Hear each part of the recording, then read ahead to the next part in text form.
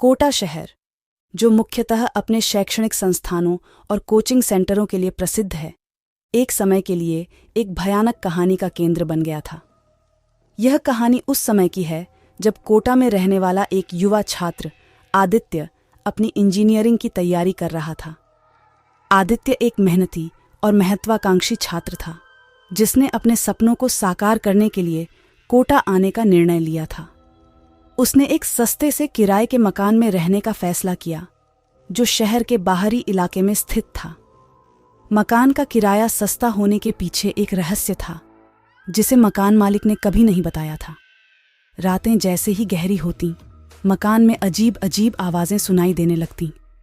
आदित्य ने शुरू में इन्हें अनसुना करने की कोशिश की, लेकिन धीरे धीरे यह आवाज़ें और भी तेज और डरावनी हो गईं।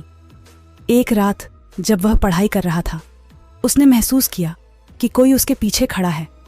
उसने मुड़कर देखा, लेकिन वहां कोई नहीं था। आदित्य ने यह बात अपने दोस्तों को बताई, लेकिन वे सब हंसकर टाल देते।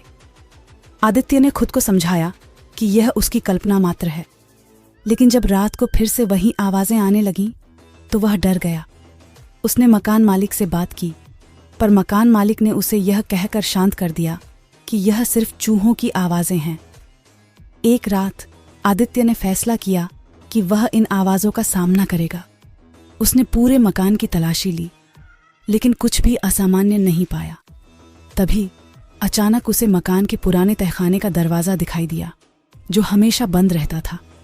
जिज्ञासा व डर के मिश्रण ने उसे दरवाज़ा खोलने के लिए प्रेरित किया।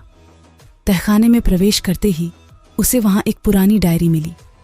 उस डायरी में मकान के पिछले मालिक की कहानी लिखी हुई थी। वह मालिक एक तांत्रिक था, जिसने अपने काले जादू के प्रयोगों के लिए इस मकान का उपयोग किया था। उसकी मृत्यु के बाद उसकी आत्मा इस मकान में भटकती रही। उसने अपने जादू के प्रयोगों के दौरान कई निर्दोष लोगों की बलि दी थी, और उनकी आत्माएं भी इस मकान में कैद हो गई थीं।